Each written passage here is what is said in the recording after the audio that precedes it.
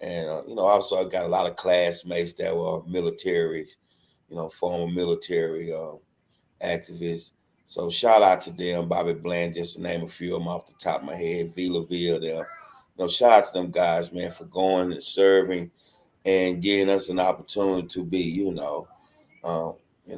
the right to choose and just to make it into just an average day of society, knowing we have an opportunity to succeed and to reach some goals and dreams that unfortunately across the world it's not always like that. But shout out, man, and let's thank the good Lord for this platform we here, man, and let's have some fun. Let's dig into it, man. I'm ready.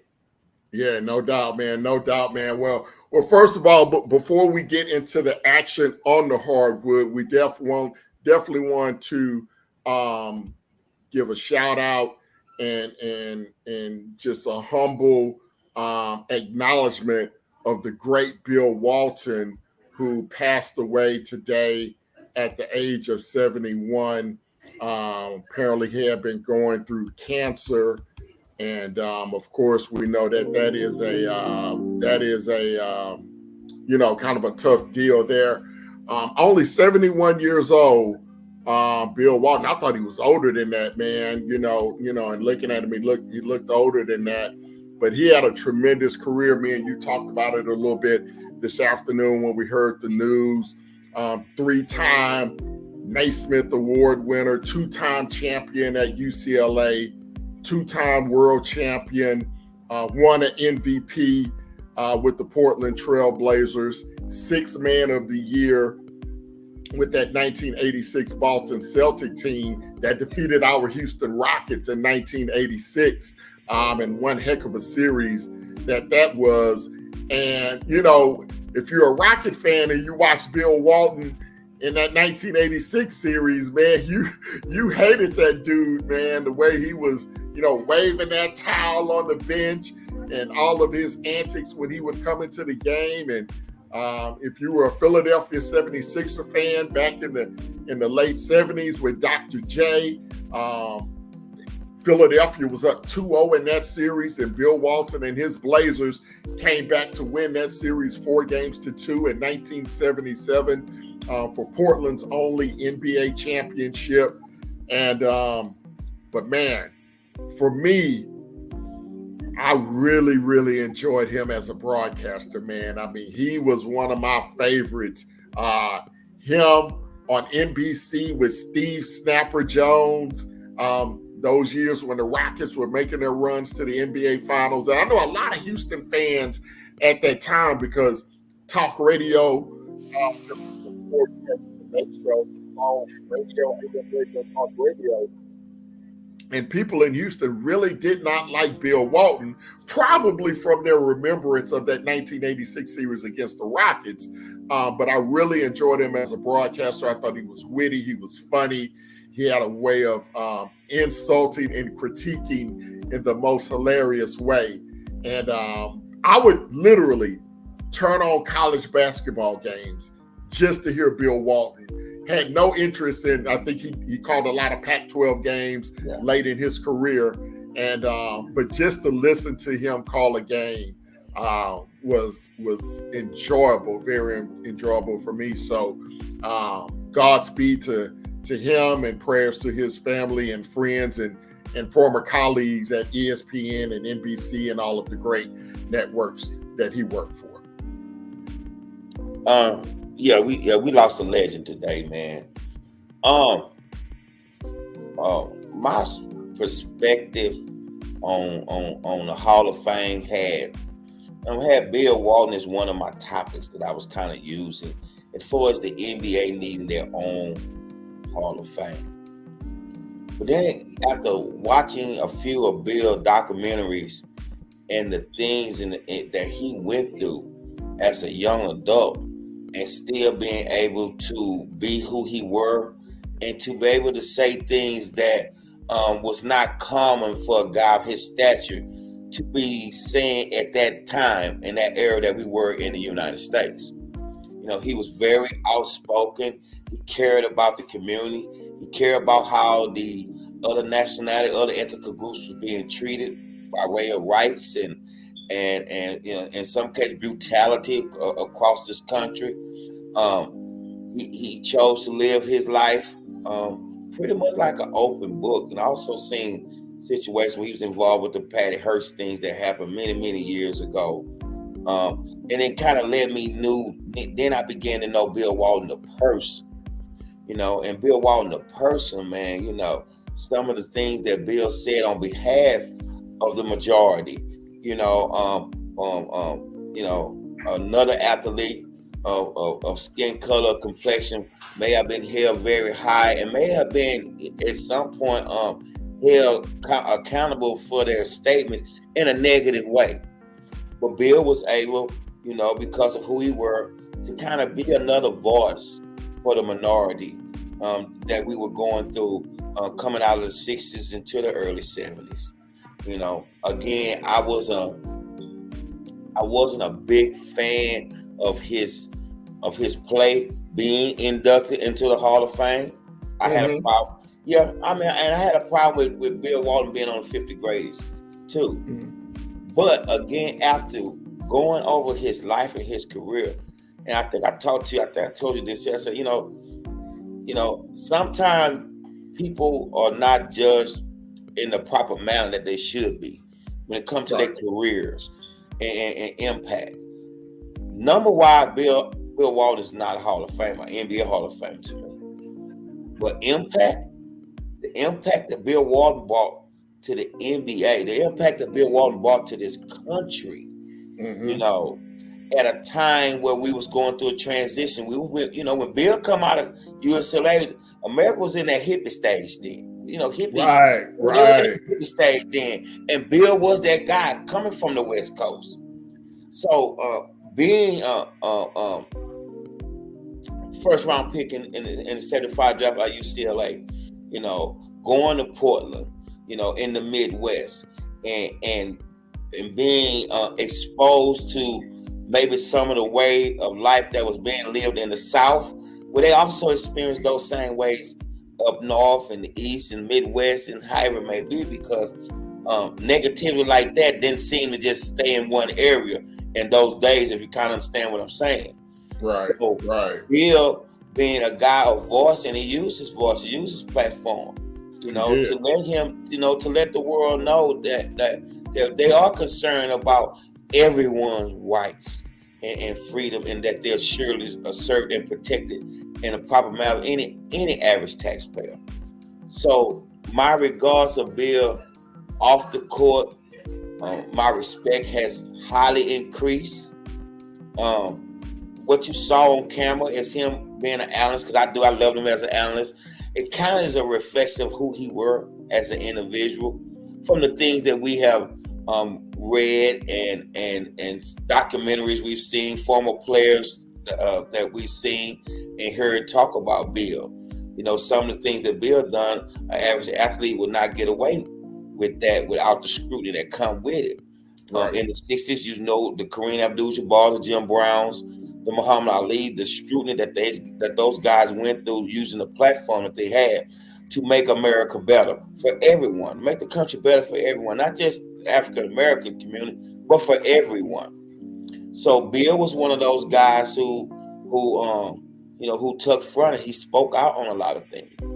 So, you know, has to go off to him for that, and prayers definitely go out to the family again. Bill Walton dies today at 71 of some form of cancer. I wasn't really updated on what form of cancer it is, but man, it doesn't matter what form it is. Cancer it's a beast in this country. And the only thing that we can do as men is to routinely check ourselves, to get checked, to see if we can, you know, to discover these cancerous cells before it get out of hand, you know. And again, when you look at it, 71 wasn't really old, you know. Oh no, that's a young man. You know, that's a young man. Like I said, when I found out he was 71, I was like, wow. You know, I thought Bill may have been in his late 70s, you know, maybe early 80s. I'm like, man, he's only 15 years older than me. So I'm like, wow, you know, so that, you know, when I put it in that perspective, I'm like, man, that's crazy that he was only 71 years old. But I mean, he is a man that lived his life, as you mentioned. And, you know, a couple of his great phrases was, he said he's the luckiest man in the world. Yes. And he lived every day to help other individuals. And, you know, whether that was financially, maybe that was just morally or spiritually, or just putting a smile on your face by being in his presence or seeing him, you know, over the television airwaves. So he is a guy that will be truly missed in all facets, broadcasting and basketball. So shout out to him, and definitely prayers and everything sent to his loved ones. So RIP to Bill Walton. Absolutely. With that, we're going to segue into what's going on the court right now. Another barn burner between Indiana and Boston as the Pacers try to stay alive. And I know when we were backstage about to come on air, it's about 1 minute to go in the ball game right now. So if you guys are watching live with us, we'll kind of watch this last 50 seconds unfold. Floyd, you still got it on the TV there, I'm assuming. So we'll kind of see. Game is tied right now. Oh, and Derek White just hit a 3-point shot to put Boston up by 3, as the Celtics look like once again they're going to do it down the stretch. A 15-4 run by the Celtics. You thought this would be the third game, if the Pacers lose this game, that the Pacers have lost in the last 3 minutes. Absolutely, man. Absolutely. All those games was lost down the stretch. I'm looking at it casually myself. I just now, you know, when we simulcast, we're a little bit ahead of one another. I just seen the Derek White big shot in the corner. Okay. I spoke to you today, and I didn't have a lot of interest left in this game because of the injury that has taken a toll. It kind of take the air out the series, trying to take the air out the fun. But again, shout out to the Pacers, man, for coming out there and still fighting hard and playing these guys, on giving them everything they got. Now, with that being said, this series against the Pacers is only justified my doubts in the Boston Celtics that I have, that I've had since the beginning of these playoffs. Well, just so you know, the Celtics just pulled it out again. Yeah. They win it 105-102, as once again the Indiana Pacers melt down the stretch. Celtics go on a 15-4 run to close out this ball game. That was a crazy foul by Jaylen Brown when he hit McConnell in the face. I've been watching the NBA the whole year. The whole year, that's been a flagrant foul. And for some reason tonight, that was not a flagrant foul when he nearly gave T.J. McConnell a concussion. Officiating has been an issue that I see a lot of players, fans, and all has had a problem with in these playoffs. It hasn't been the best by no means, but I think there's so much pressure on the refs to allow the play, let the players determine the outcome of the game. I think sometimes they hold them back on the whistle, and it's, you know, for the most part, I'm okay with that. You know, I'm okay with it. You're gonna miss calls, and that's how it is. But this series here with Boston, it just left doubts in me that whomever come out the West right now, and we'll get to that later, I'm sure, Dallas is up in that series. But it's just something, and I don't know what it is, Ken. You know, maybe it's Porzingis who's out. Maybe it's that. Maybe the lack of depth at the big man position, at the center position, that can attribute and assist and make them a better defensive team and be able to get some putbacks, offensive rebounding. But I I don't know what it is. I can't put my finger directly on it, but it's something that won't allow me to go all in with the Celtics. And right now, I like to hear your take on that. Or if you're all in with the Celtics, and if not, what is the reason why you're not? They are not an enjoyable watch. Now, they were my favorite ever since they picked up Kristaps Porzingis in the offseason. They were my preseason favorite to win the championship because I thought, and I still think, that they were one player away, one big man away from being able to win a championship, get that rebounding, have that block shot presence in the middle. Someone a little younger, someone a little bit more athletic than Al Horford. You don't want Al Horford having to play 30, 35 minutes a night. And I thought that was the Celtics' downfall the past couple of years when they went up against Golden State in the finals, last year when they lost to Miami in the first or second round, or the Eastern Conference Finals, actually, to Miami in the Eastern Conference Finals last year. I thought Al Horford having to play those many minutes were a detriment to them. Having Al Horford being able to come off the bench, play 15, 20 minutes a night, now I think that's more a role that fits him because remember, he's 37, 38 years old, so he's not a young pup anymore. So I think with the addition of Porzingis, that would really help them. Now, they will definitely need Porzingis in the NBA Finals. Now, with them being able to sweep, they're not going to have to play another game for, I think, 9 or 10 days. I think the NBA Finals start next Thursday. Tonight is Monday. So they got 9 days off before they'll play another basketball game. And that gives Porzingis more time to heal. So it'll be interesting to see if he comes back, and if he comes back, what kind of shape he's in. But to answer your bigger picture question, they are a very hard watch because it's a team that kind of remind you of the Rockets when they had James Harden. It's a lot of one-on-one basketball. They jack up a lot of three-point shots, and it's not a lot of player movement. Indiana, to me, is a much more fun team to watch because they run in plays, they run in back screens, they run in curls, they run in picks, they run in all kinds of different sets. They have multiple options off of different sets. When you watch the Boston Celtics, it's like, okay, Jaylen Brown, it's your turn. Jason Tatum, it's your turn. Drew Holiday, it's your turn. Maybe we set up Derek White for a corner three.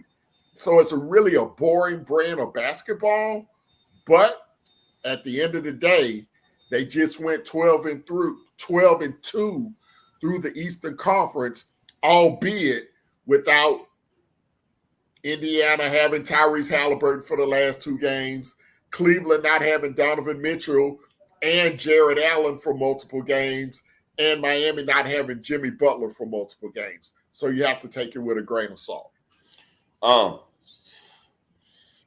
You let them all say, injuries and all that is part of the game. And I'm okay with that. But to put a bow on the Pacers season, right now, Indiana is at the brink. They're right there with the team that they have now. And of course, my motto is you got to get better every year. You can't stay packed. You got to get better every year. Right.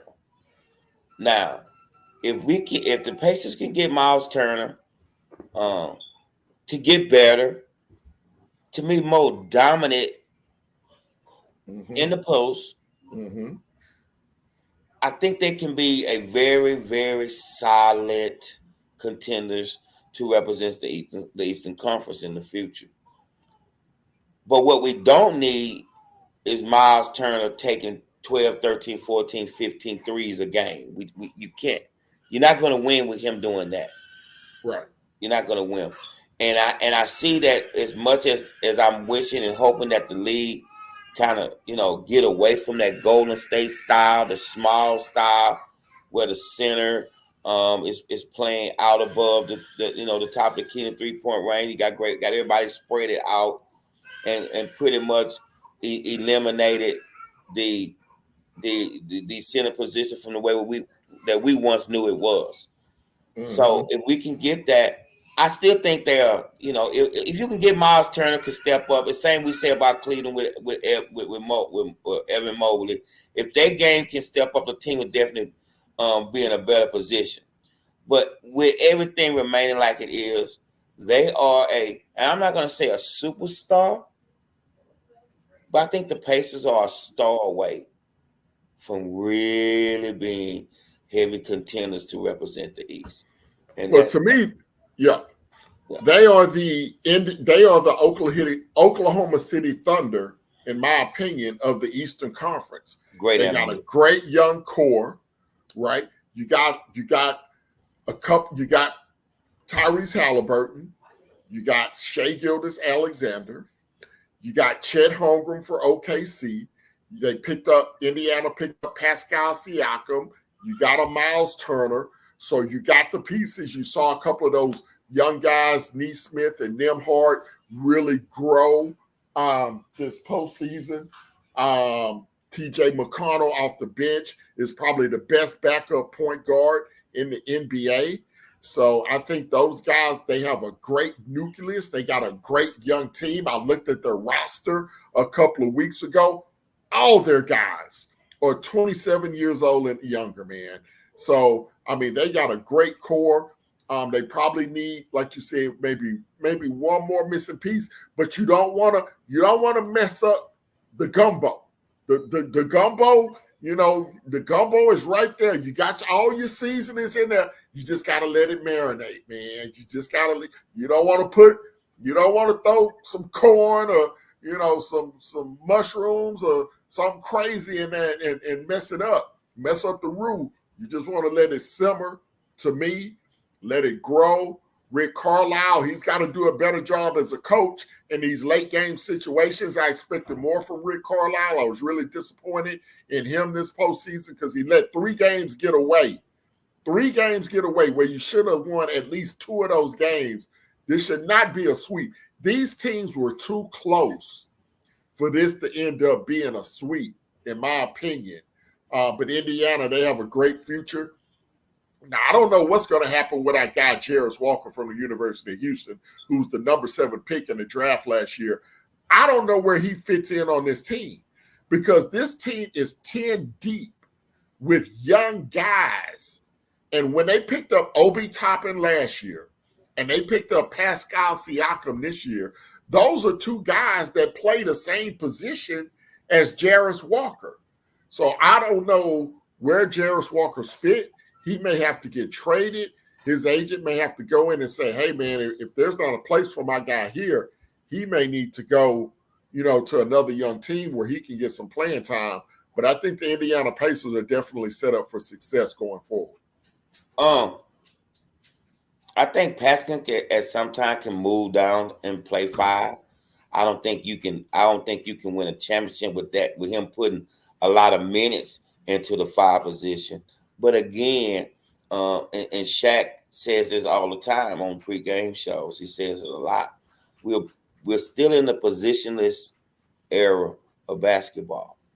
We're still in a positionless era, especially the front courts, especially the front courts. So you can get by some team based on how they are offensively. You can get by with small lineups.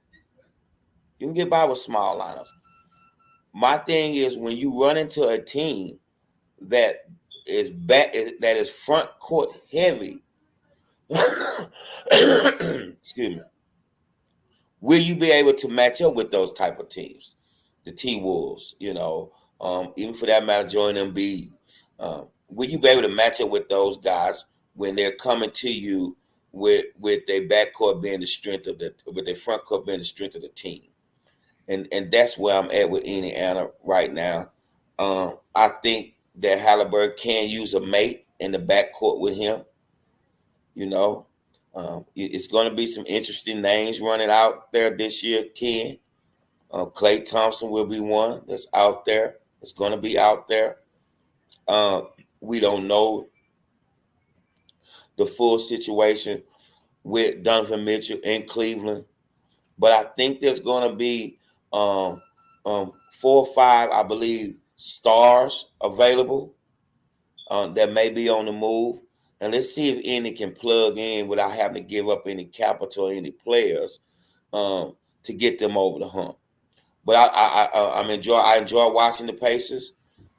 Again, I didn't see sweep nowhere in this here. But again, like we talk about everything, everything we talk about is on paper. Injury is never included when we are discussing and predicting and planning and all that stuff. And even for the teams that represent those guys, it's not playing. So unfortunately, injury is a part of the game that comes with it. But again, the Pacers is not a superstar away, but maybe a star player away from from being the favorites in the East. No doubt. Well, so the Boston Celtics, they will be moving on to the NBA Finals. As we mentioned, they await the winner. I mean, it's going to be the Dallas Mavericks. It's just a matter of if the Mavericks if they get their sweep tomorrow night against Minnesota. Again, all of those games have been tight as well. And we'll talk about that series coming up next. But of course, just to take care of some housekeeping duties, we want to re-welcome everyone into the Danger Zone. We definitely want you to hit that like button, hit that subscribe button if you haven't already. If you're new to the show, typically we come on Sunday nights, but with the holiday weekend, we decided to come on tonight, get your Memorial Day wrapped up, put a nice little bow on it. So if you are watching on one of the streaming platforms like Facebook or Twitter X, go ahead and hit the link. That'll take you over to the YouTube page where you can like and subscribe to the show. And then you can also enter your comments if you have some thoughts on the NBA, as we're heavy NBA, and we'll talk a little Major League Baseball coming up to wrap up the show. But coming up now, we got some folks that need to go into the Danger Zone, and they will be headed into the Danger Zone next. You're in the danger zone. You're in the danger zone. You're in the danger zone. You're in the danger zone. You're in the danger zone. You're in the danger zone. You're in the danger zone. You're in the danger zone. You're in the danger zone. You're in the danger zone. You're in the danger zone. All right, my guys, time to move over to the Western Conference. The Mavs and the Minnesota Timberwolves. And Floyd B., I think you had somebody that you wanted to put into the zone tonight. Yes, sir, I do. Ladies and gentlemen, I'm proud to induct the newest member into the Danger Zone Hall of Fame. No other than the one and only Karl Anthony Towns. That's why Cat is in the Danger Zone. And one of the reasons that Cats is in the Danger Zone, just look at the series. They're 3-0. They're 3-0. They're down 0-3. And he, by all means, has been the problem in this series. And just when I was about to change my perspective of him, he showed me who he really is. He showed me that Jimmy Butler was right. He showed us that in some form or fashion that Tom Thibodeau was right. Karl Anthony Towns is not that guy. And right now, I am convinced that he can't even be your second option. As great a talent that he is, that you can't depend on him to be your Robin on a team. I'm really disappointed in him. Because the series against, and that's why we always go back to this right here, Ken. Numbers and wins, it's not about them. It's about how you got there, how you got those numbers, and how you got those wins. And with the Denver Nuggets being front court heavy, it was supposed to be their strengths, with Aaron Gordon and Michael Porter Jr. along with Joker on that front line. And Minnesota went in with an excellent game plan. You know, they didn't put Rudy on Joker. They put Cat on Joker and let Rudy come and be the weak side defender. Because those guys, Michael Porter Jr. is 6'10", Aaron Gordon is 6'9", pretty big front court line, if I might say myself. Mm-hmm. But when they came, but they held their own in that. Minnesota backcourt won that series with Anthony Edwards and Mike Conley outplaying Jamal Adams and Caldwell Pope or whoever else was in the backcourt at the time, Reggie Jackson or whomever. The backcourt wins. The backcourt won that series. Karl Anthony Towns had days and moments when he was consistent with what he was doing. And now they run into a Dallas Mavericks, which is a backcourt heavy team. You don't have the big front line. You don't have the big front line that you had playing against Denver. So you would think that a guy of his size and talent at 6'10" and some change, that okay, I got Naz Reid on me. I got Lively on me. These guys are smaller than me. You mean Gafford? Gafford. I'm sorry, Gafford. These guys are smaller than me. They're smaller than him. He's supposed to be down, get his butt down in that post and go to work, Ken. He's not supposed to be 0 for 9 from three-point range. Why are you shooting so many threes? When you are definitely the better player and the bigger player than those guys that they were putting up against him. Now, how much of this gonna go on the coaching staff? How much? Well, I know the guys were, I forget if it was Chris Paul or if it was somebody else that was talking in the studio either today or it may have been last night. A lot of these games and post-game shows run together. But they were talking about at this point, it may have actually been Draymond Green that mentioned you got to start Naz Reid. You got to. You got to start Naz Reid. You got to make an adjustment. Yes. You either got to take Gobert out or you got to take Cat out. You got to give Naz Reid more minutes because he has been the best guy on their front line in this series. And he was really their best guy against Joker. Now, Cat did a really good job against Joker, making Joker work for everything that he got defensively. Weak side help. They had a really good game plan against Denver, and I think Denver just wore it out. They just mentally, for whatever reason, I don't know if they expected it to be easy, but I don't think that they were well prepared for what Minnesota brought defensively in that series. But going back to this series, you look at the numbers at the bottom of the screen here from Karl Anthony Towns. This guy, self-acclaimed the best big man shooter in the NBA, is shooting 28.7% from the field, 13% from the three-point line. And he's shooting a high volume of threes. It's not like he's 1 for 7. He's like 5 for 28 or something like that. I mean, he was 0 for 8 in game 3 from the three-point line. To you, what you saying, man, why are you shooting so many threes when they're not going down?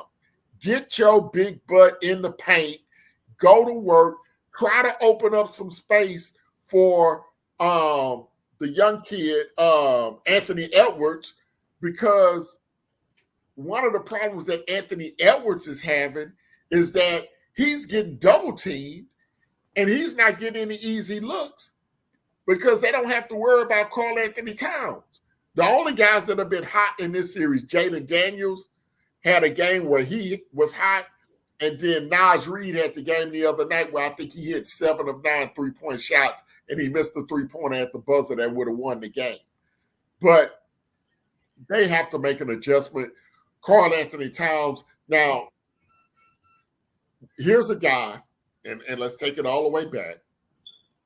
2015, he was the number 1 pick out of Kentucky. And rightfully so. And rightfully so. The year before that, Aaron Gordon was the number 4 pick in the draft, number 4 for Orlando. Thought it was 3. Okay. Now, we found out in Orlando, Aaron Gordon wasn't a number 1 guy. He wasn't even a number 2 guy. But he finally went to Denver later in his career where he could be the number 3 or the number 4 guy. And he was able to thrive. He's able to thrive in that role because they have a superstar in Joker. They have another very good player in Jamal Murray. They got another pretty good player in Michael Porter Jr. when he decides not to jack up a bunch of threes. So Aaron Gordon found his niche. As you mentioned, he's not a Batman, not a Robin, probably not even an Alfred, right? But he found his niche as the number 4 guy in Denver. That's probably what's going to happen. That's probably what's going to happen to Karl-Anthony Towns. He's probably going to have to go somewhere where he's the number 3 or the number 4 guy on a great team. Like Porzingis, for instance. He was supposed to be the number 1 guy in New York. Couldn't handle it. Went to Dallas. He was supposed to be the number 2 next to Luka. Couldn't handle it. Now he's the number 4. He's the number 5 in Boston. You can hide him. You don't have to depend on him. Whatever he gives you is gravy. That's the position. That is the type of place that Karl-Anthony Towns is going to have to find himself. So that either means Minnesota gets them another number 2 to Anthony Edwards, and Gobert is the 3, and Karl-Anthony Towns falls down to the 4th guy in that equation, or he's going to have to get the hell up out of there and go to another team and be the number 4 on another team. But he's damn sure, as you mentioned, not a number 1 and not even a number 2 at this point.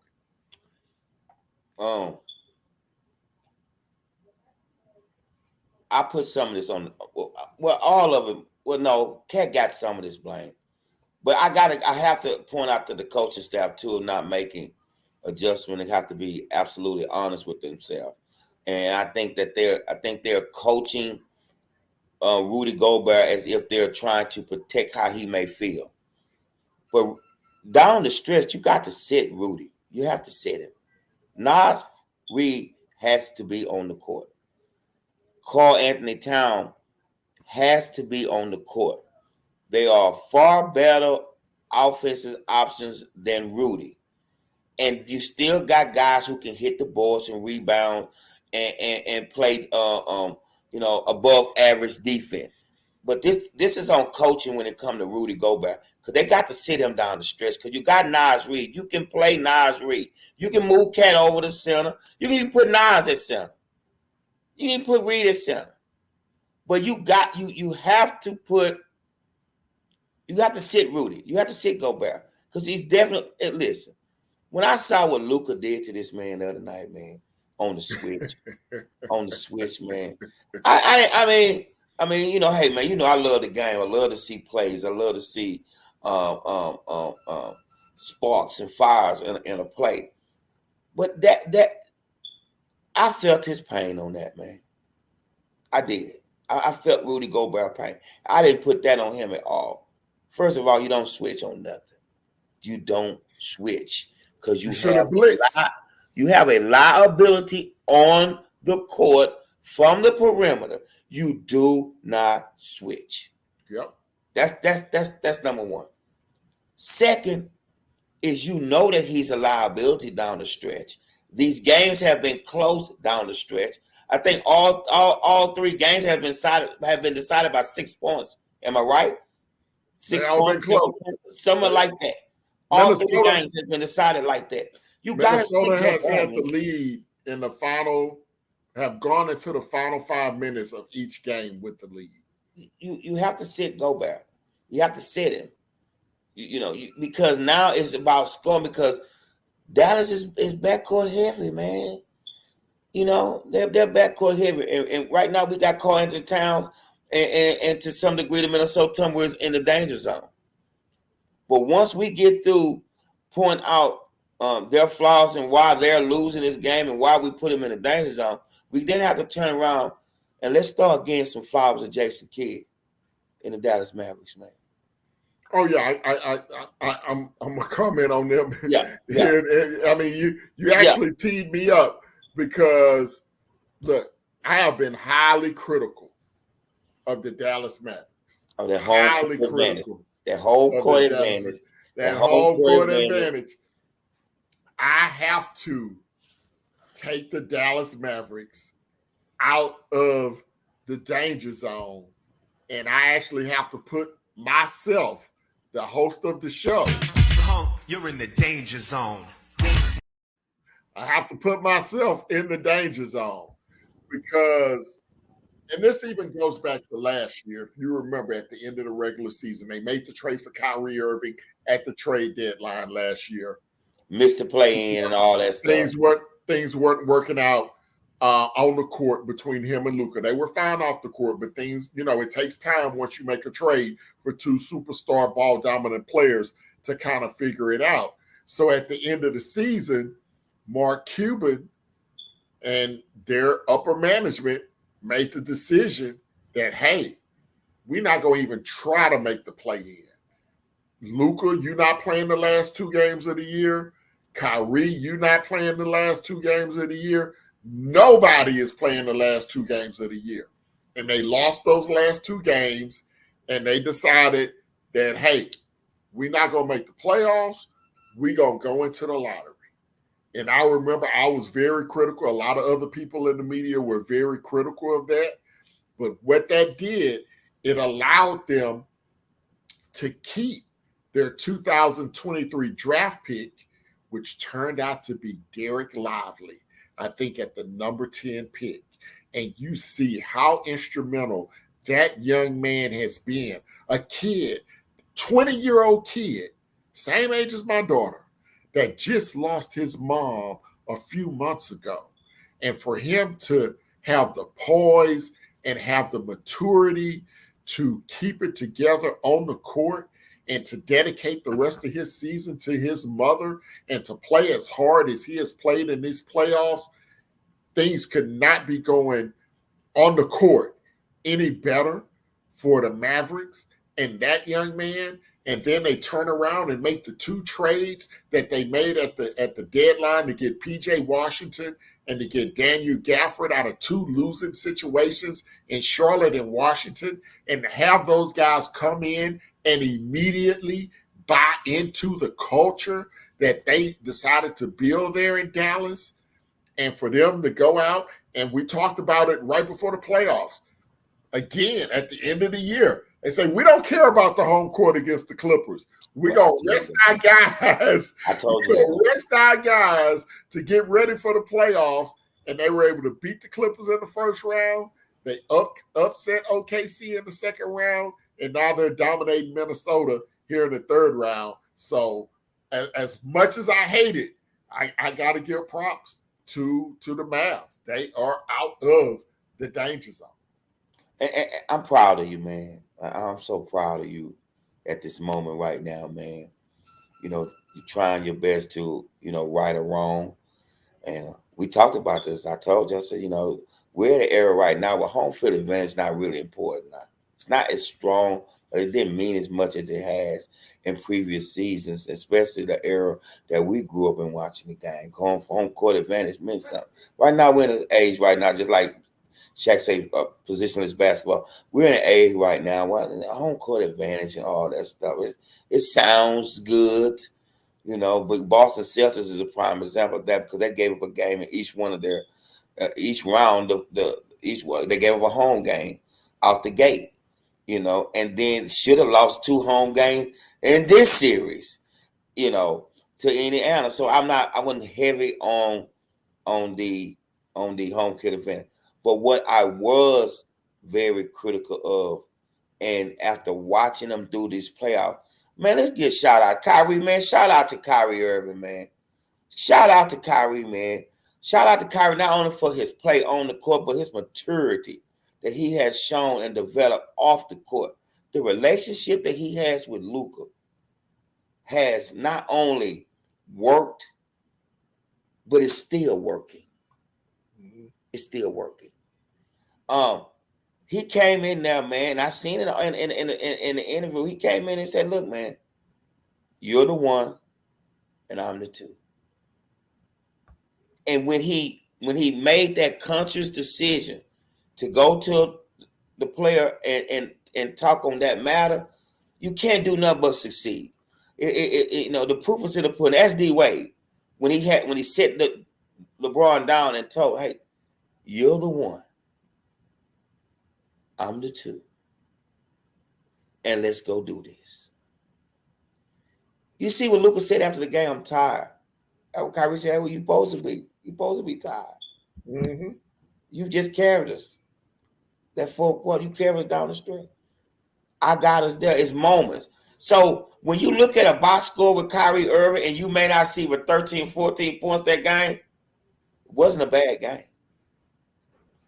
He understood what part and what was needed of him for them to secure that win. Shout out to the kid, man. Shout out to Kyrie, man. I'm so happy for him. I hope I'm almost sure they're gonna get in the final. You know, we still got 4 games that we can't count them out like that yet. You know, this is the NBA. We gotta, you know, Boston was down 0-3 and came back 1-3 in a row. Eventually they lost the game 7. But you know, this can't happen. This can't happen. No, it can't happen. You know, I wouldn't bet that it would happen. Right. It can't happen. But so no, they got to finish the job. They definitely have to finish the job. Yeah. But now, definitely shout out to Kyrie. I mean, we've all were critical of Kyrie for his antics and his shenanigans that he had going on when he was in Boston and when he was in Brooklyn. Very immature. You know, thinking he was better than others, in my opinion, with some of the comments that he made. But you know, as you would hope, with any young adult, as they get older, they get into their 30s, that they start to mature, and that's in any walk of life. As you get older and as you become more knowledgeable, you tend not to make the same mistakes in your 30s that you did in your 20s, or in your 40s that you did in your 30s, or in your 50s that you did. You continue to grow and mature. And he's shown a great level of maturity by, one, being there for his team. Being there for his team. Now, he didn't play, I think, but about 50 or 55 games this year. But I think most of those were actually due to injury, not to just taking time off and, you know, blowing off this and blowing off that. And I think he learned a lot from what happened in Brooklyn, where they just didn't cow down to him and give him a max extension. I don't think he got max money from Dallas. He got good money, but he didn't get max money from Dallas. He didn't push it. Because he didn't push it. He signed a similar deal to Fred VanVleet. Right. When it was a 3-year deal. He didn't break him on there. I think it was value for what was coming off of, or what the drama that he brought during his contract year. I think he was compensated, you know, pretty well. Of course, he could have got more someplace else. Of course, I'm sure of that. But it's just the fact of the matter that, you know, we watched this kid being drafted out of Duke, I think in 2011 when Cleveland took him in the first round. Maybe in 2010. More likely 2011, they took him out the first round. And, you know, the team got better each year, but they never made it, you know, until LeBron came back. And you know, the rest is history. But, you know, kind of switching a little bit to J. Kidd. Shout out J. Kidd, man. Jay Kidd was an excellent coach when he coached the Brooklyn Nets. He wasn't a terrible coach. He was an excellent coach. Jason Kidd is responsible for Giannis. He's responsible for the development of Giannis. And when Milwaukee was showing him the door, Giannis asked him, did he want him to speak? And Jay Kidd replied was, no, let it ride. Let this go. You're going to be great. And he's great. Giannis became, a superstar, megastar in this league. But Jay Kidd can coach, man. And I want him to know that, we're watching. We're definitely watching. And we're not watching from a distance neither. We are watching him at work. And shout out to him, man. I hope they make it to the finals, man. I look forward to be a very entertaining finals, to say the least. But they still got one more game to win, though. I can't put the bow on it yet because they haven't done it yet. Well, with all that being said, I hope that Minnesota comes back and becomes the first team in NBA history to win a 7-game series after losing the first 3 games. You want to know why? I hope that happens. And I love Jay Kidd. Do love Jay Kidd. I respect the hell out of him. I remember interviewing Jason Kidd when I was trying to become a reporter, when he was a freshman at Cal. And Cal came and they had a game against Texas Southern, against TSU his freshman year. 1993. And I was working over at, I think I was at Channel 2 at the time or something like that, trying to learn and stuff like that. And they sent me out to cover the game. And I remember interviewing him. He was a 17, 18-year-old freshman, the most decorated kid in high school, in college basketball at that point, coming out of high school. And very nice, honorable teenager at that time. And I've always had a lot of love for Jay Kidd. But I hope they lose, man, because you know why? I'm tired of the dominance that Dallas, Texas has had over this state in the sports landscape for the past 12 months. You got the Rangers that beat our Astros and went on to win the World Series. You got DeSoto and Duncanville that beat Summer Creek and North Shore to win the high school championship in Class 6A. You got the Dallas Stars right now in the conference finals for hockey. We don't even have a doggone hockey team. And now you got the basketball team on the verge of going to the NBA finals. And if they win the championship, they'll have the same amount of championships as our Houston Rockets. I don't want that to happen. I don't want Dallas to be in the same atmosphere with Houston, Texas when it comes to championships, whether it be high school football, NBA basketball, baseball. I don't care about the NFL because the Texans and the Cowboys, neither one of them are going to see the Super Bowl or even a conference championship game anytime soon. So I'm not even worried about football. We're not even talking about football today. But the other 3 sports, man, high school football, basketball, and baseball, man, Dallas is kicking.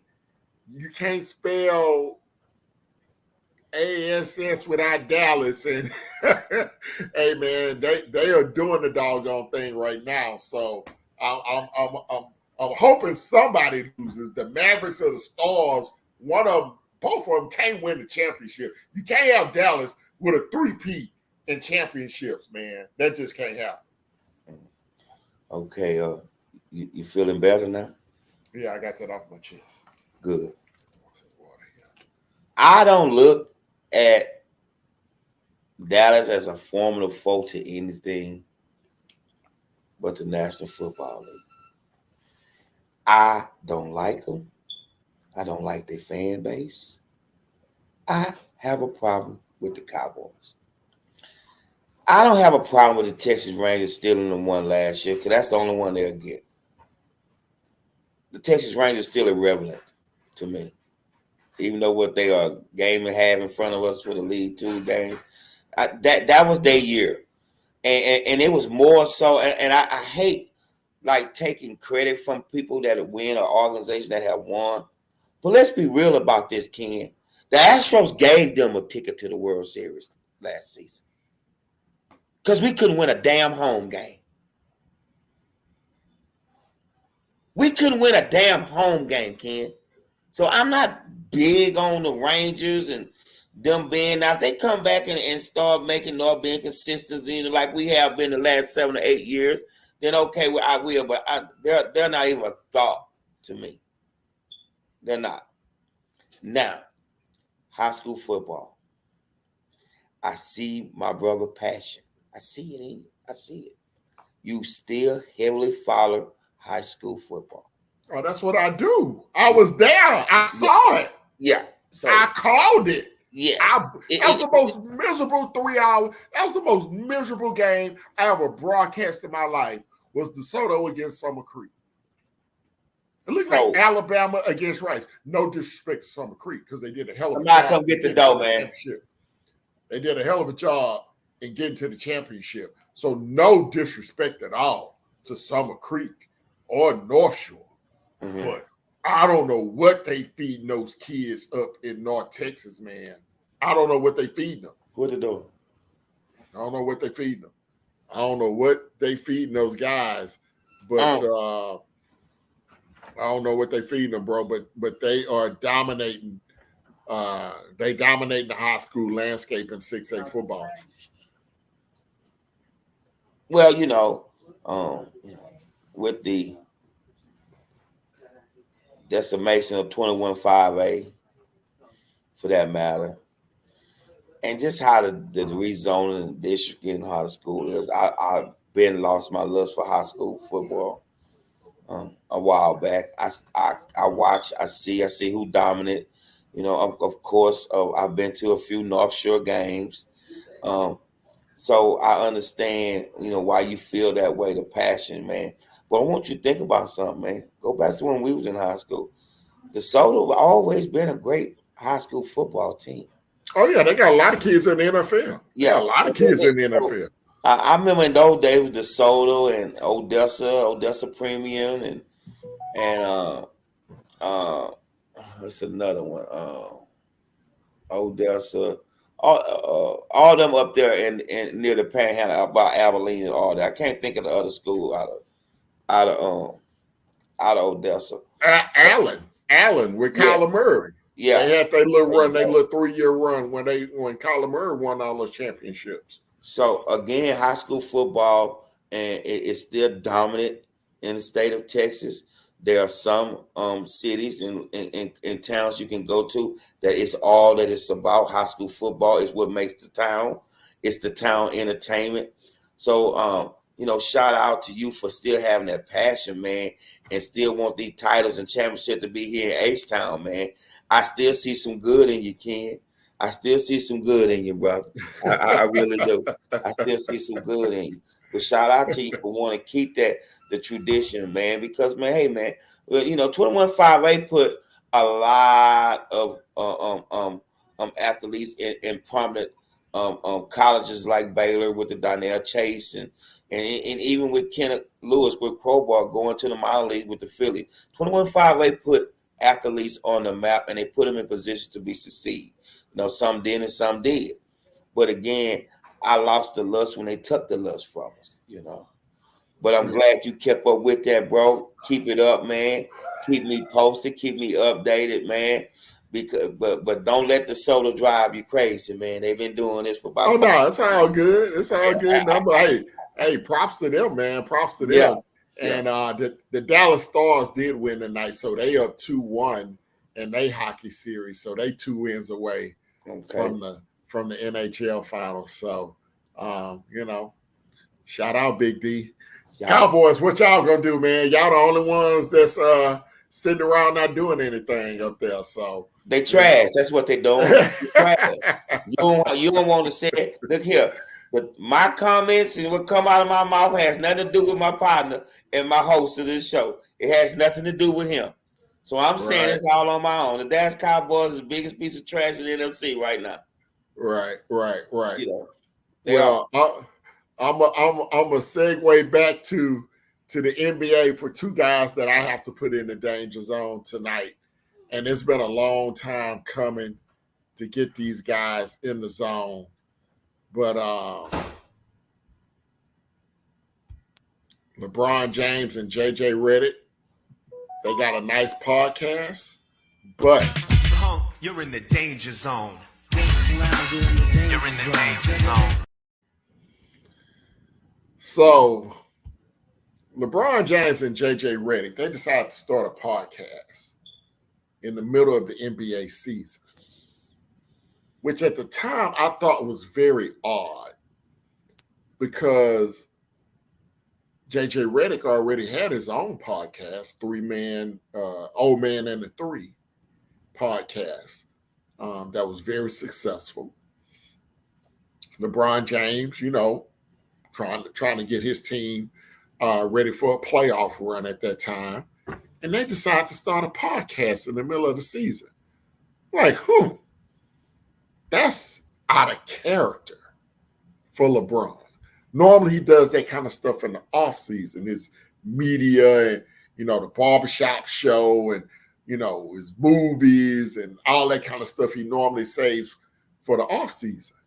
So I'm like, all right, well, maybe he's trying to get into the podcast game with everybody else that's got a podcast. And so they podcast, if you haven't watched it, they designing plays and talking basketball strategy. Two very knowledgeable men talking basketball strategy. You can learn something from watching it. But at the same time, you got your coach on the hot seat. Y'all making little sly remarks, throwing slugs here and there. Anthony Davis, throwing slugs against the coach here and there. And, all of a sudden, y'all lose the series to Denver and your coach gets fired, right? Now, LeBron, he's always been a proponent of more African-American coaches getting an opportunity, not only in the NBA, but in the NFL and in college athletics and all sports. So you have an African-American head coach, who got y'all to the Western Conference Finals last year, surprisingly. You guys had a pretty good record this year, albeit you did get into the play-in. But the coach gets fired. And all of a sudden, JJ Redick is the top candidate for the job. Well, how ironic is that? The guy you started a podcast with 3-4 months ago to talk basketball strategies and this and that, and all of a sudden, he's the leading candidate to be the LA Lakers' new head coach. But let LeBron tell it, let his camp tell it, he doesn't want anything. He doesn't want any influence. He does not want the Lakers to call him to ask his opinion on who the Lakers should be as head coach. And then this weekend, I think his agency or reports are, LeBron's going to become a free agent now. He's going to test free agency. Well, how ironic is all of that? I'm just saying. Excuse me.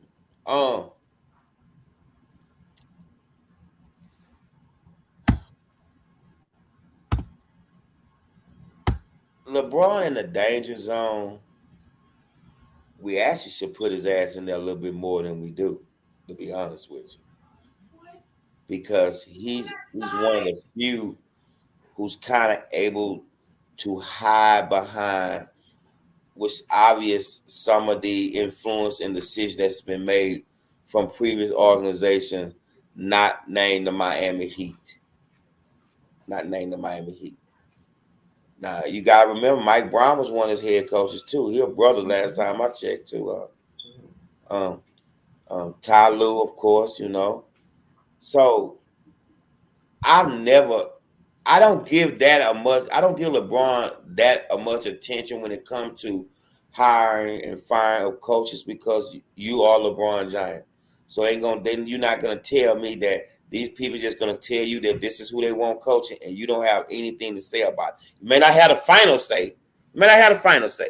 But for you to not to have any say so about it at all, negative nor or positive.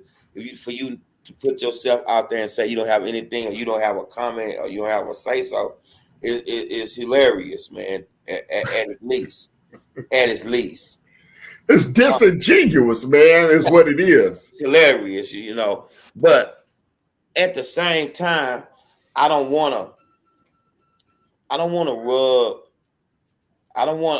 to touch a topic that we're not equipped for right now on the platform.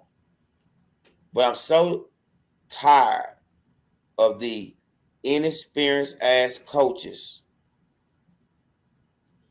getting these jobs, getting top jobs designed for you to succeed immediately, when you have brothers like Sam Cassell,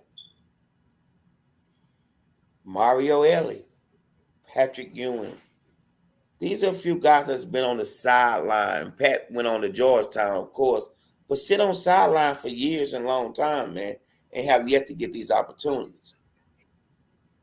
It's blasphemy for me to sit up and discuss that J.J. Redick could possibly be the next head coach of the L.A. Lakers.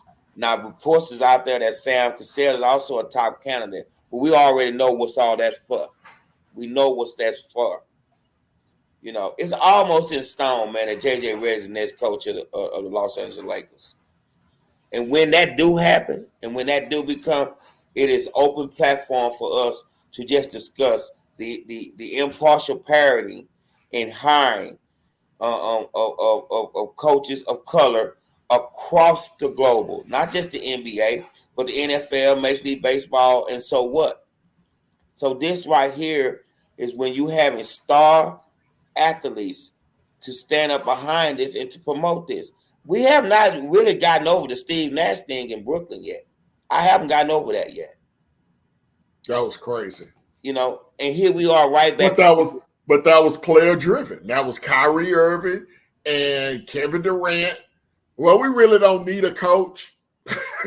Kyrie Irving, that was the bad Kyrie. We really don't need a coach. You know, we can coach ourselves, but you know, he's just here, you know, to have a title and get the paycheck. And what I do think general managers have seen from that incident in Brooklyn, with when you give star players the keys to the organization. See, you can give them the keys, but just giving them keys to the car to drive the.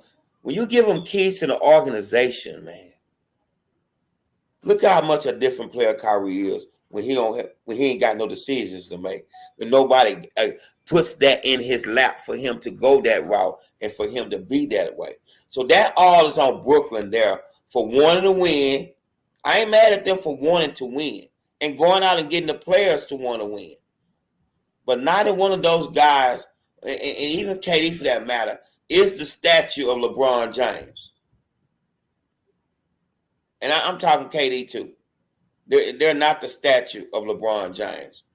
So your word as far as who and what is not as strong as LeBron James. Actually shouldn't even be heard.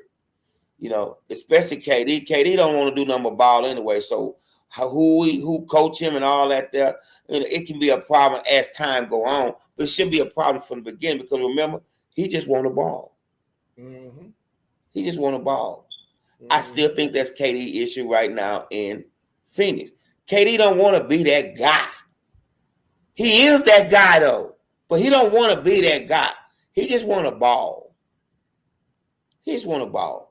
So again, you know, LeBron James should have been in the danger zone for numerous things, you know, that he does, man.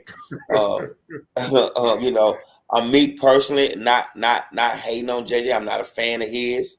You know, I'm not a fan of his. I think that ESPN allow him to get on a platform and kind of get a little feisty sometime and get into these true debate with other analysts and other former players like Kendrick Perkins to speak of. Stephen A. Smith is behind the promotion of J.J. Redick as just as much as anyone else is, you know. So again, it kind of hurts me when you see these guys get these opportunities, man, and the Sam Cassells of the world has him.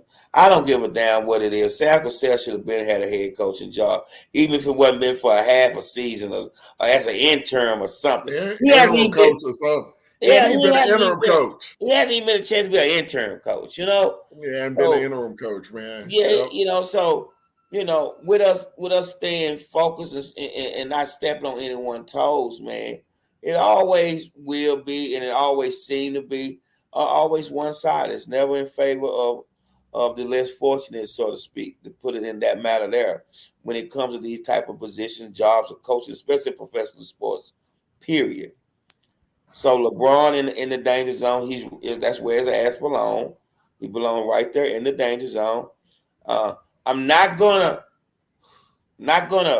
ride with the JJ Redick because JJ Redick riding a wave. You know, you can't fault him for riding the wave, can you? Oh no, anybody would take the job if offered it. JJ Redick. So I'm not upset with him. No, not upset with JJ Redick at all. No, I'm not upset with JJ. Yeah, get what you can get, bro. Get what you can get. Absolutely. Get what you can get. But you know, I just find it ironic that these two guys start a podcast and all of a sudden this dude is the leading candidate for the job, but yet and still, you know, LeBron is staying out of it. So that's hilarious to me. Yes, I think the perfect word to use on the platform we got right now. He's just hilarious, you know. Yeah, I don't want to call him a fake, a fraud, all that right there. I leave that to some players that's in the league that really look at him like that. You got a lot of players in the league that does not worship the ground LeBron James walk on. There's a lot of them that will tell you, I don't want to play with LeBron, you know, because of the scrutiny and all that comes with being on the team with LeBron James, you know. So, you know, hats off to the Lake organization, you know, from whenever they find their next head coach. Hope you figure out a way to advance while you still got a 40-year-old LeBron still playing, you know, top basketball. You got AD, and let's see which way they go. But I'm almost to take this to the bank that JJ Redick will be the next head coach of the LA Lakers stuff. I take that to the bank.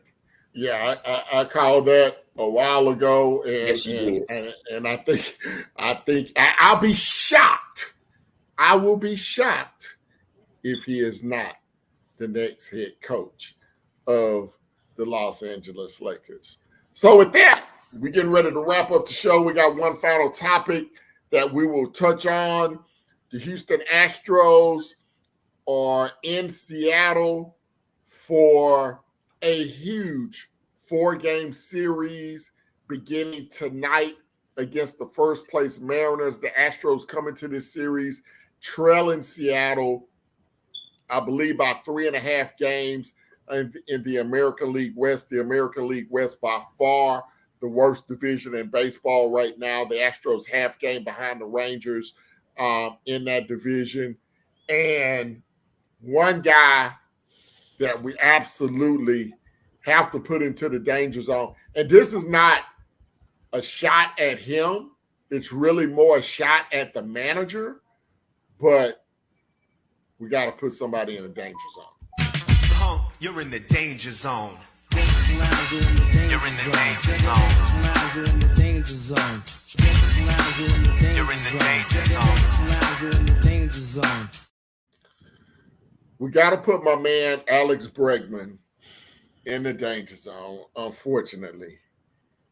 And the reason why Bregman is in the danger zone, he's really in the danger zone because he's in the final year of his contract with the Astros. He's in a contract year. And I don't know if I've ever seen, I won't say a superstar, but an all-star player have this bad of a year in his contract year. Usually that happens the year after you sign the contract and you're trying to live up to expectations. But usually going into a contract year, you playing your ass off. And Alex Bregman right now, he's just playing like ass. Tonight against Seattle, 0 for 3.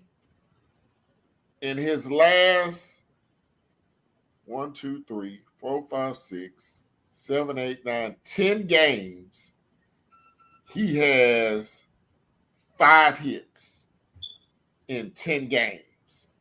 That's, I'm going to do some quick math, 11, 20, 29, 32, 40 at-bats. That's 5 for 40. I think that's 200. I think that's his season average. 200. He's batting 210 for the season. 4 home runs, 21 RBIs, on base percentage of 278. And the Astros have the nerve to still have him batting 4th in the doggone lineup. Still got him batting 4th in the doggone lineup. That makes no sense to me in any sense of the word when you got Jeremy Pena, who's having a career year, who's batting 320 with an on-base percentage of 356, almost 100 points higher than Alex Bregman, and you got Pena batting 5th, and you got Bregman batting 4th. And you wonder why your offense is suffering. You wonder why Alvarez is having a difficult time, because the pitchers ain't going to give Alvarez nothing to hit when you got Alex Bregman sitting behind it. Come on, Astros. What y'all doing, man? Dusty Baker did the same thing last year with Jose Abreu. He let Jose Abreu stay in that cleanup spot for half the damn season. Over half the season. Half the damn season, he let Jose Abreu stay in that cleanup spot. And that's why the Astros had to go all the way down to the last week of the season, the last game of the season, to make the playoff. Just to make the playoff. And to win the division. And now you got this manager who sat next to Dusty Baker doing the exact same thing with Alex Bregman. Why Dana Brown hadn't come down from that GM spot and told this manager, hey, man, you need to move Alex Bregman back down to 7. Let Pena bat 4th, or let Pena bat 3rd, or wherever hell you want Pena to bat. But Alex Bregman don't need to be batting no higher than 7th in this lineup. Well, you got John Singleton that's playing pretty well. You got Diaz, the catcher, that's hitting fairly well. There's no way Bregman should be hitting in front of Pena, John Singleton, and Diaz. Yeah, I'm with you. I kind of know why he's not moving him down the lineup. Hell, explain it to me, because I damn sure don't know. Well, fear of losing the player completely, man. Fear of losing him completely, man. Well, hell, you're gonna lose him at the end of the season anyway, because he's a free agent. Not losing him that way, losing him mentally, totally losing him. You know, I follow Bergman. He can come off as a little sensitive.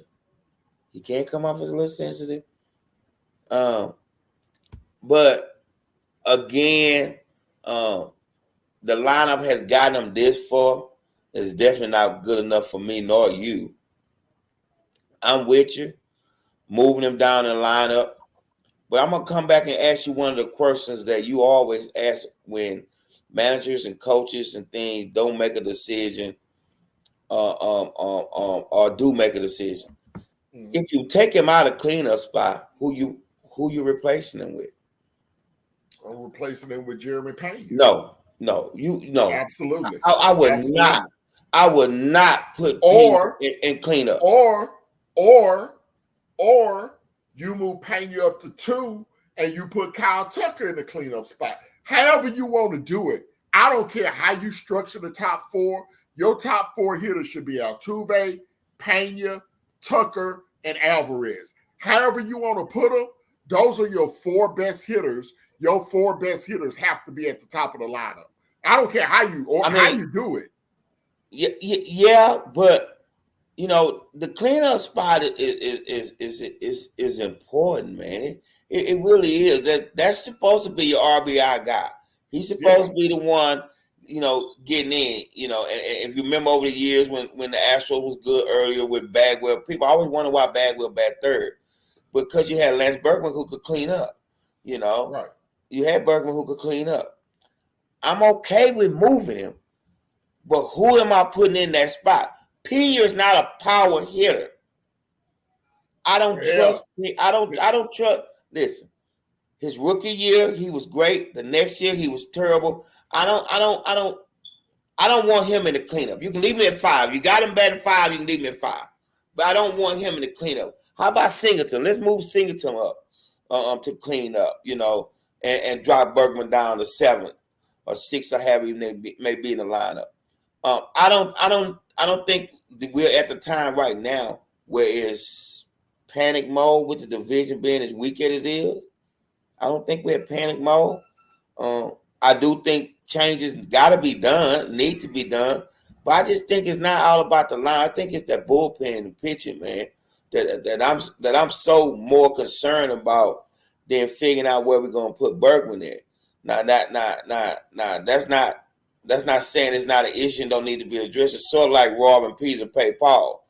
You know, which one we got? We having this problem with Berkman. With the bullpen, starting rotation. You know, you got a lot of issues. I don't think he's the top issue or the number one issue. But after the All-Star break and you see where everybody's standing, how they come out to shoot, he just may be that problem. So I'm okay with you putting him in the danger zone. You know, rightfully so, because he played terrible. You know, I've never seen nobody just fall out on their face. Well, Abreu did it last year. He fell on his face last year. Yeah, but at least with Abreu, you could attribute it to age, right? Because he's an older player. Bregman's supposed to be in the prime of his career, 28, 29 years old. Yeah. You don't see a guy this age just collapse like that unless it's an injury. You know, if it's an injury, coming back from injury or something like that, okay, that's understandable. But we haven't heard anything about Bregman being injured. He's only missed maybe 1 or 2 games. He sat out just to get a little rest or whatnot. So it's just weird, man. You know, and I love Bregman, man. I think it is his last year in Houston. I don't see him getting the type of, unless it's like a 1-year deal, like Carlos Correa thought he was going to get a big deal when he left, and he had to end up getting a series of 1- and 2-year deals because I think he had some type of injury after his final year in Houston, and nobody wanted to give him a long-term deal. So I don't know what's going to happen with Bregman. I don't know if he gets moved at the deadline, and I don't know how long. I mean, right now they're losing 3-2 in Seattle going into the 8th inning. And again, this kid is 0 for 3. I shouldn't say kid. This man is 0 for 3 in the lineup, you know, and it's hurting the team, man. It's hurting the team because it's not just him that's affected. It affects the guy batting in front of him, which is Yordan Alvarez, who is not having a good year. And I mainly attribute that pitchers are not going to pitch to him. He's not having the year that we saw last season. Of course not. He's also been out too. He's been injured a little bit himself. The numbers are. I don't know if they solely relate to not having that guy behind him, as well as the injuries he's had, the time off that he's had. But again, he was your best player last year, your best hitter last season. I don't know if he's at that level right now. To be honest, I still think that Altuve is still the best player on the team, the most consistent player on the team. You know, but you can't waste talent. You can't waste the production that Tucker is putting on the field right now with Berkman in the 4th spot, not cleaning up and not bringing them in. So I think it's an issue. I don't think it's their number one issue, though. I still think it's a problem. Well, pitching, you can only solve pitching by going out and get another pitcher. Yeah. You can fix your lineup tomorrow. Yeah. You don't have to go get anybody to fix your lineup. Yeah. Right? Yeah. I'm absolutely with you on that one. Yeah. You don't have to go get nobody to fix your lineup. So And, Framber Valdez, shout out to him. He gave up 3 runs in the first inning. I was ready to put him on the plane and ship him out, but he hadn't given up anything else after that. So he got to get himself together too, because he's a meltdown waiting to happen. I don't trust him at all on the mound. Well, we based on what we see in this year, definitely ain't going on what we saw last year, because he was the guy last year that we all rallied behind. And he was pretty successful. Again, I don't think that they're going to move anyone, but I do believe that they're going to add, and I think it's going to be more so the bullpen. I believe that he's, if Berkman struggles continue, that the manager won't have any choice but to drop him down the lineup. Especially if his bat is indicating the losses that they're going through. So let's see how Bergman, let's see how it come all the way up to the All-Star break. We got about another month for the All-Star break, if I ain't mistaken, somewhere closer now. And let's see where Bergman go from there. Hey man, he's one of the original ones, so I'm going to have a little more extended patience with him than probably normal. I see you're at the edge right now with him. I'm not ready to get rid of him. I'm just ready to move him down. I mean, this is a critical stretch for this team. Everybody say, we're not even in June yet. Well, you know what? You won the division last year by 1 game. Every game counts when you're not a dominant team. And you're in a 4-game series against the team directly in front of you. You go up to Seattle and you lose 3 out of 4 games. It's going to be very difficult to recover from that. If you can go win 3 out of 4 games, now you start to put that pressure on Seattle. Or maybe even split the series. Maybe you can get away with just splitting the series. I think you got to win the series to put some pressure on them. Seattle would be very happy with a split. Yeah. If I'm Seattle, I'm very happy with a split. But if I'm Houston, you go up there, win 3 out of 4. Now you're only a game out coming back home, and you can start to get some confidence. But you can't be monkeying around with this lineup, man, because you're going to suffer the same fate that Dusty Baker. And Dusty Baker had a leash. He had a leash. He got 50 years in the game. You don't have 50 years in the game, Mr. Manager. I thought he should have been fired. I really thought. I thought he should have been fired, to be honest with you. Yeah. I don't see. I mean, they're playing better. They're winning games. I'm not gonna say they're playing better, but they are winning games now. And they've been playing Oakland a lot, so that helps. Yeah, and Anaheim and the Angels too. Right. But again, it kind of be like how they got the wins. I'm still big on how they got the win. So I don't think everyone is panicking right now, because again, a weak division, and I still believe they can pull it out down the stretch if they don't get too far behind. Again, to me, this series, like you say, it is an important series. I would be okay with a split, leaving out of there still, 3.5 game behind. I would be okay with a split. With a split, if you want to put a smile on my face, how about the sweep? Put a smile on my face and give me the sweep, and let's see how far. But even winning this series against Seattle, Ken, I don't want us to begin to drink our own Kool-Aid and be fooled by this winning streak. To be at the position where we are ignoring the deficiency that we see in this ball club. You know what I'm saying? So, let's see which way the ball bounces on this right here. I am giving them the All-Star break. I am doing that before I start making any wild suggestions. Again, I still say the manager should have been gone, though. I just don't think that he's, the voice for a veteran team like that. And when you have your star players who have been productive over years struggling, do he know what to say or to get them mentally stirred in the right direction, man? So let's see how this manager work out up to the All-Star break, Ken. Again, they were down 3-2 in the 8. I was looking at a little bit of it myself. Maybe we can pull this win out of Seattle, and you know, winning solves everything. You know, winning solves everything. You're gonna overlook all the problems as long as we win. So let's see if we can get on this win streak here with Seattle, man, and hopefully, man, we can gain some ground in the series, man. All right, man. Well, that's going to wrap it up for tonight, guys.